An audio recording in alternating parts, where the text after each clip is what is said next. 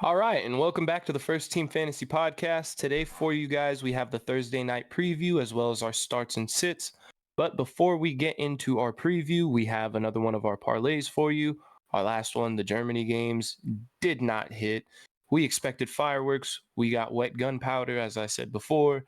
So it was just a horrible game for both offenses. This one, we're going to come in with a 4-leg parlay, something a little safer. And I think we'll be good on this one. Derek, you can go ahead and take it away. Yeah, we went pretty safe here. Just a four-leg parlay, $5 bet to win 51. Miles Sanders to get 10.5 receiving yards.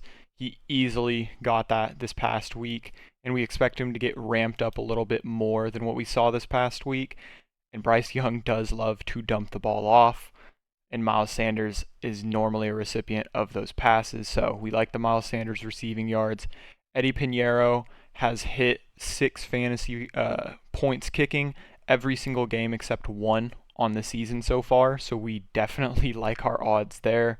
Darnell Mooney, since Tyson Bagent has been starting, has hit over 28.5 receiving yards every single time.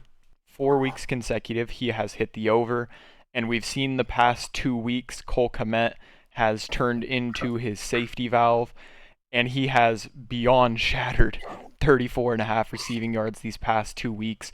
It's not like Carolina is some just stout defense that's going to completely lock these guys up. So we played it safe. We didn't go crazy big, but we're confident this should be one. You can turn $5 into 50, give you more funds to use for future parlays. But that is all we had for this one. And as always, we are not saying to go on Sleeper, and make these parlays. We're saying if you are going to, we do have the code, and this is one we're confident to hit for this week. Yes, we are fairly certain that we're more confident in this one than previous ones. Yeah. Even though the one the last Thursday with Najee, that was just pain. Mm-hmm. However, so let's get right into this game. The Panthers will be going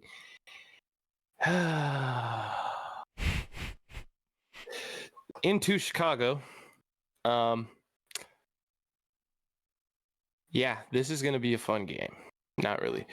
The Panthers are currently 28th in total yards per game, only 24th in rushing with 96.2, 27th in passing with 87.1, and they're only scoring 17.5 points per game. Yeah. So it's tough to, obviously, Adam Thielen is someone that you have to start.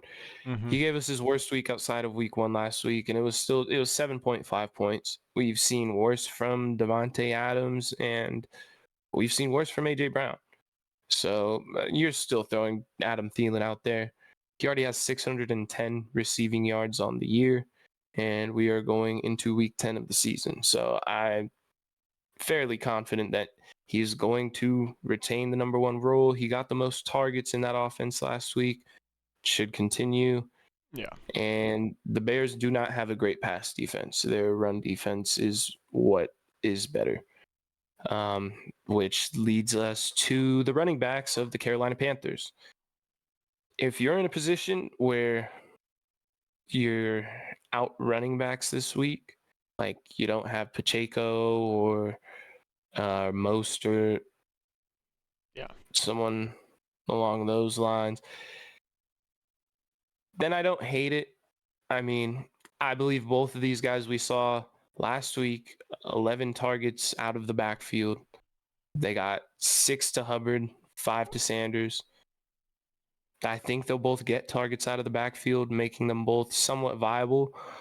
But I don't think you can expect too big of a day. Like I said, the Bears do have a good rush defense, and the pass is where they're vulnerable. So that's probably where the Panthers will choose to attack. And like I said, they do get passes out of the backfield, so that could give them some viability this week if you do need to start them.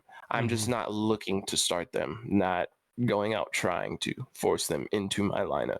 Yeah. Other than that, guys like, Tommy Tremble, Hayden Hurst, DJ Chark, the whole rest of the lot, Jonathan Mingo, I'm not really starting this week. I mean, Mingo's a guy that I guess if you want a roster, just due to what we talk about, rookie wide receivers, I don't hate that at all. I guess at this point, I'd rather have him than Chark, just knowing Chark's injury history. Yeah. And, as we talk about the rookies, there's just more possible upside with Mingo. Yeah. But other than that, I mean,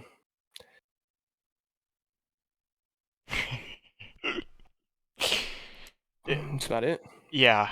And I mean, it's not much better on the Bears side of the ball. I mean, just like Adam Thielen, you have a DJ Moore. That talent alone, especially now with buys, there are good receivers out this week.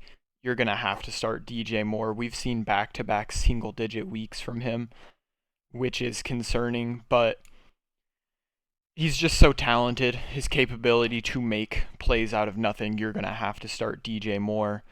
Tyson Bagent actually was the QB9 this past week in fantasy due to that 70 yards rushing alone. But it at least showed, he threw 2 touchdowns. He didn't throw an interception. He threw for 220 yards. He at least showed some capability of having the Bears be competitive, and that benefits everyone in that offense. So, you're not wrong. And then to get to the running backs, Khalil Herbert, the Bears have until tomorrow to designate him as returning. He has been a full participant all week, so it is expected that Khalil Herbert will make his return. And it's tough because Carolina's rush defense, we've talked about week in and week out how bad it is. But with Khalil Herbert just returning, I don't feel comfortable starting any Bears running back. Deontay Foreman's going to take a hit. Roschon Johnson, we thought when he came back was going to take over for Deontay Foreman. That didn't happen. And now you're just throwing Khalil Herbert in there. And it may be like that week we saw from the Browns where Jerome Ford was just returning. And it was Jerome Ford, Pierre Strong, and Kareem all getting touches. We may see something like that, but from an offense that does not run the ball nearly as efficiently as the Browns. Yeah. So it's just one of those things. It's just too much of a toss-up. I can't confidently say to start any of those guys. And, I mean, outside of that, like, Darnell Mooney has been okay, but fantasy-wise, I'm not starting him. He doesn't get enough targets. He finally broke double digits this past week, but he doesn't get enough targets. I feel confident starting him. And then the last guy is Cole Kmet. Carolina is decent against the tight end.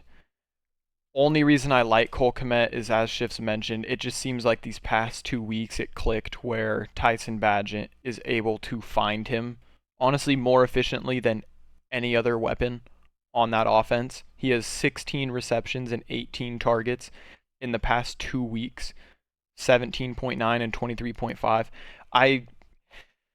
Depending on your tight end situation, like Travis Kelce's out this week, I like Cole Kmet as a pivot for this week. I don't hate it. There's other guys out there, but I like Cole Kmet. Well, now I think we can go into our starts and sits, and yeah, let's do it. Let's see how I feel about that. My quarterback start of the week, as I said before in our recap episodes, I'm going to roll with the guy until he makes me look stupid on this episode, and that's going to be Dak Prescott going against the New York Giants. Dak's been on a heater. The Cowboys have been on a heater. I think they're going to go out and let their offense do their thing. Mm-hmm. And so far, successfully, they've been passing the ball. I think Dak goes for another 25-plus point week. Mm-hmm. And my sit, and you're going to hear a lot from this game from me, is Deshaun Watson at Baltimore. Yeah. we know how good Baltimore's defense is. These are like the top two defenses going against each other. The offensive options in this one are going to be downgraded quite a bit. So obviously Deshaun Watson in his, I guess you could say, second full week back. The first being Arizona with Clayton Tune starting. Not that that has anything to do with the defense, except for the fact that it put them on the field quite a bit. It's not going to be the same way. And Deshaun is going to be facing the team leading the league in sacks currently. And it's going to be tough. But yeah, that's what I have for my quarterbacks. Yeah. My start of the week is going to be Brock Purdy. He has had a couple shaky weeks. I mean, the Cincy game, he threw 2 picks, but he finished 20.3 fantasy points, and we're not talking, we're talking fantasy only, so that's a solid fantasy week from him. But yeah, he's got all his weapons back now. He's got Debo, Ayuk, Kittle, McCaffrey. And they're coming off a bye. I think, and the Niners have not looked very good as of recent. This is going to be a reset game for them. I like Brock Purdy this week. I think he's going to have success like he was having early on in the season. He was having, multiple 20-point weeks back to back. I think we very well could see like a 18 to 22 point week in that realm, but he'll have success. Someone that I don't think will have success, and he's been on this list for me before, is Justin Herbert. We just for you last week, and he scored 7. I'm not saying you were wrong. Yeah, it's their inability, the Chargers' inability to run the ball, puts a lot of pressure on the pass game. And you lost Mike Williams. Josh Palmer stepped up. They were still somewhat relevant passing. You lose Josh Palmer. Now Quentin Johnston's the wide receiver too, and I'm not fully saying it's him. Maybe they're not scripting him right. They're not giving him the targets. Whatever the case is, he isn't stepping up as a wide receiver too, at all, how we expected. He had 1 solid week, and then that was it. Herbert's past 3 weeks, 12 against the Chiefs, 24 against the Bears, it's the Bears, and then 7 against the Jets. And this Lions team doesn't have the secondary like the Jets have, but this team is much better. This is a much better team than the Jets are. They're going to come to play, and if Herbert plays like that, the Chargers' defense is not going to save him in this one. They just won't. So I'm very concerned about Herbert. Again, he's probably someone that you have to start, but honestly, like if we're just talking pure safety, like a Brock Purdy, I genuinely feel like will get you at least 15, 16 on the very low end. Herbert could turn in another 10, 11 point week. It is in the realm of possibilities. Yeah. Yeah, I completely agree with you. And on to the running backs. I have Joe Mixon versus Houston as my start of the week. Mm-hmm. We saw Joe Mixon get back on track, finally have a good week, his best week of the year, in fact. And he's playing the team that gave up the RB1 week to Rachaad White last week. Yeah. I don't think there's too much more that I need to say. I think the matchup is amazing, and I hate to say it, but the Bengals have been heating up. So yeah, I got Joe Mixon as my start this week. And for my sits, I have the Ravens running backs. I know Gus Edwards has been doing well, and if in fact they do get to the goal line, it's going to be Gus Edwards getting in. But I genuinely think this is going to be an ugly game, won by defense and field goals. Both of these teams have top defense in the league, and they're both hitting their stride. While the Ravens offense has been doing very well, this is the second time they will have played Cleveland this year, and I don't think it will be as easy as the first time. So I'm just mostly fading like Gus Edwards. Keaton Mitchell is more of a like stash for if he does happen to go off this week, then, well, now you know for the rest of the year that Keaton Mitchell is a guy that you cannot keep on your bench. But Gus Edwards, I'm more fading to like an RB3 flex if you need it. But I'd really prefer not to start him against this extremely good defense. They're number 2 against fantasy running backs. Yeah. Well, that'll take me to my running backs, and my start of the week is going to be Javonte Williams. He is finally getting ramped up a little bit. He's had back-to-back weeks over 50% snap share, which we had not seen all season. Back-to-back double-digit weeks, which we had not seen all season. 15 carries and then 27 carries. He's had 3 catches out of the backfield this past 2 weeks, finally got a touchdown. They're coming off a bye. Javonte is finally looking like he is healthy, and he is, without question, the lead back. Pirine and McLaughlin are kind of fighting for that number 2, but both of their share does not compete with what Javonte is seeing. And he is playing the Bills, who have given up very solid weeks fantasy-wise. Schiff has mentioned, this Bills defense is not what we are used to of seeing. They have major injuries. They have very big names out on this defense. So I do like starting Javonte this week. Someone I do not like starting is Chubba Hubbard against Chicago, at Chicago. The past 3 weeks, because Miles Sanders has been banged up, Chubba has gotten very increased workload. He looked efficient in week 6 against the Dolphins, his best week, 16 fantasy points. But these past 2 weeks, 15 carries for 28 yards, 16 carries for 58.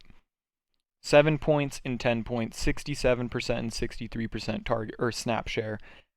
I think we're going to get back to a 50-50 split this coming week, if not Miles Sanders taking back. We've mentioned they paid Miles Sanders a very generous amount. You cannot just keep him as the backup. Chuba's upside, he does get targets out of the backfield, so if you're wanting to rely on that, I guess roll the dice on it, but I don't think he's going to get it done on the ground itself. I think there's better options to start this week. Yeah, I 100% agree. We talked about how the Chicago run defense is the one good part of that defense. It's very solid. Yeah. Moving on to the receivers, I have Christian Kirk at versus San Francisco at home as my start of the week. We've seen San Francisco be practically Swiss cheese in the secondary. It's been kind of, interesting to see. I mean, we saw what Jordan Addison did in that game. I mean, I have faith that Trevor Lawrence and company will be able to put up points, and it should be a decent offensive battle. Yeah. I think Christian Kirk will, I'm expecting at least like 15, 16 points out of him. Wow. I think. I like it, though. I like it. I do. That's where I'm placing him right now. That's what I'm thinking. And yeah, my sit of the week, again, I said I would be going back to this game a lot, but it's going to be tough. I think Zay Flowers against the Browns. The Browns, as they are number 2 against fantasy running backs, they rank the same against fantasy wide receivers. It's going to be tough. I think, like I said, it's going to be a battle of defense, special teams, field position, field goals, every little inch.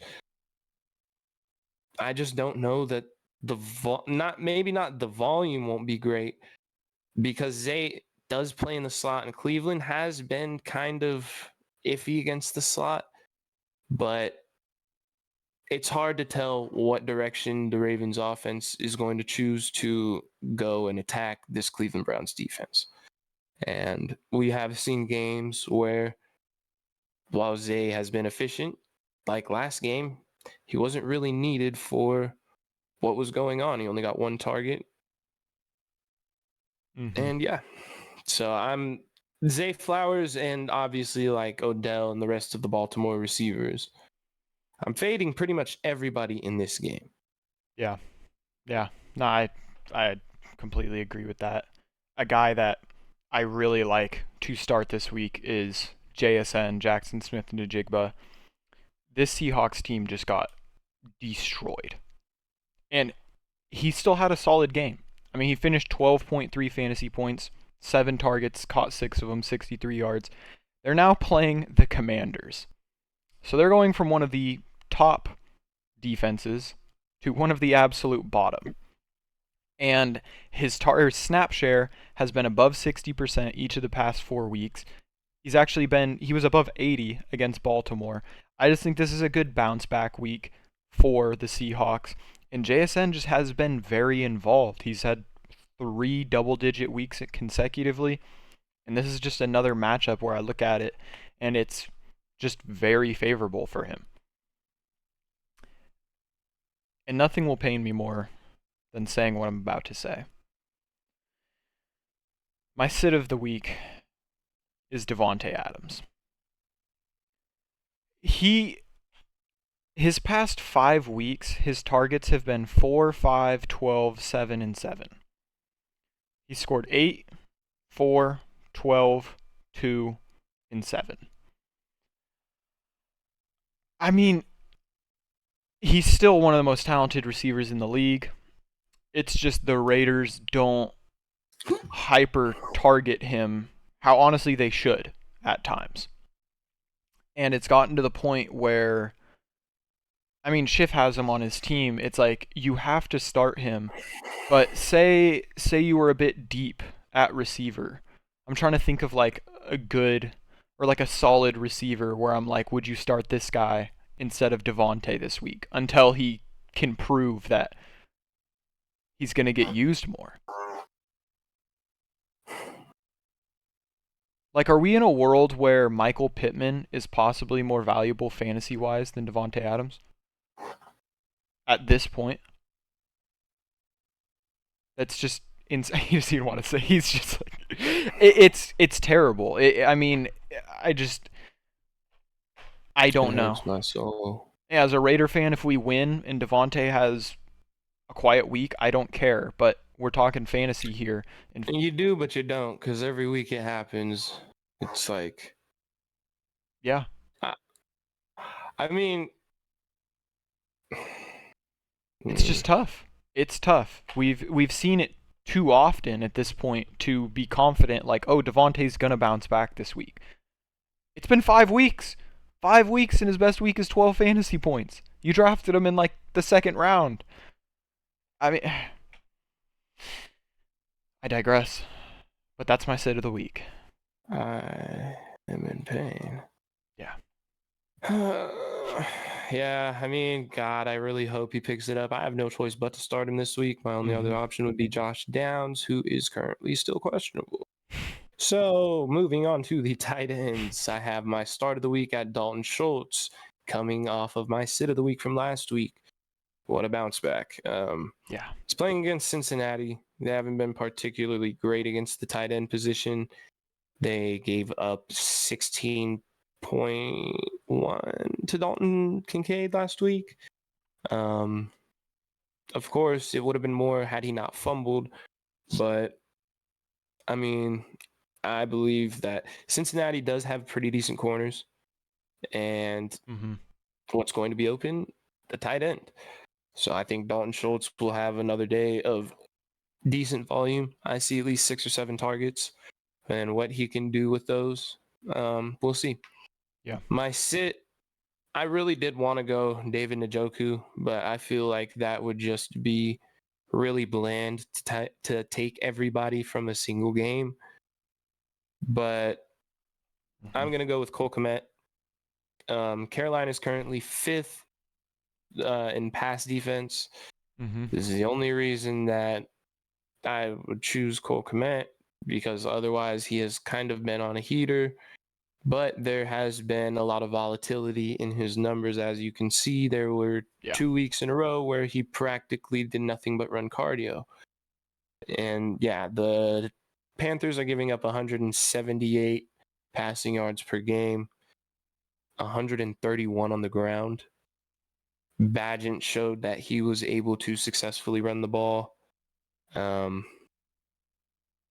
think there will be a degree of volume for Kmet. I just don't think it's going to be another world-beating week. I think there will be other guys that outperform him. But yeah, that's all for my starts and sits. Derek, if you want to finish it off. Yeah, my start of the week at tight end is going to be Trey McBride. Kyler Murray is returning, and Trey McBride has seen 25 targets in his last 3 games. That alone makes him my start of the week. If a tight end, since he's really taken over that job, if he's averaging 8 targets a week from a tight end position, you can't ask for too much more than that. And I mean, he's had solid weeks. He's finally stepping into the role. I can't discredit him this past week because he had Clayton Tune as his quarterback. I mean, that is just speaks for itself. And my sit of the week is going to be Kyle Pitts against Arizona. We had that little part in the mid-season where him and Jonnu were both having very solid weeks. Like Pitts scored 15 and 14 respectively, got 11 targets and 6. Since then, he's gotten 5 targets a game. Back to Kyle Pitts. It's just... Woohoo! There's just other guys. There's Dalton, Schultz. Honestly, I'd rather roll the dice on Cole Kmet having another solid week over Kyle Pitts. There's Trey McBride. Like, there's just other Logan Thomas. There's all these other guys which their upside is just proven to be so much higher than Kyle Pitts. And it's like, you start Kyle Pitts, he gives you 5 points, and you look at it and you're like, dang, I knew that was going to happen. And you still did it. It's just, I mean, there is a lot more upside now, I believe, with Taylor Heinicke. Yeah. But until we see it, it's not Taylor Heinicke drawing up the plays. Yeah. It's Arthur Smith. So, yeah. Yeah, I agree. And so, yeah, that'll wrap this one up, guys. Like we talk about every time, any help you guys may need, any comments, questions you may have, any of our socials, you guys can contact us on. If you do want to get involved in the picks with us and get into that group, like we said, we have the code right here, and you can also contact us on our socials. We can help you if you need any help, like getting in with all the steps and everything. We're here for anything you may need. Yeah. Shouts out to Sleeper for the opportunity. And yeah, once again, thank you all for stopping in, for all the views, subscriptions, and whatnot. We appreciate every minute of your time, and hope you guys have a good week of fantasy football. Good luck to you all. Derek. Come back next time. Take more ups with the first team. Indeed.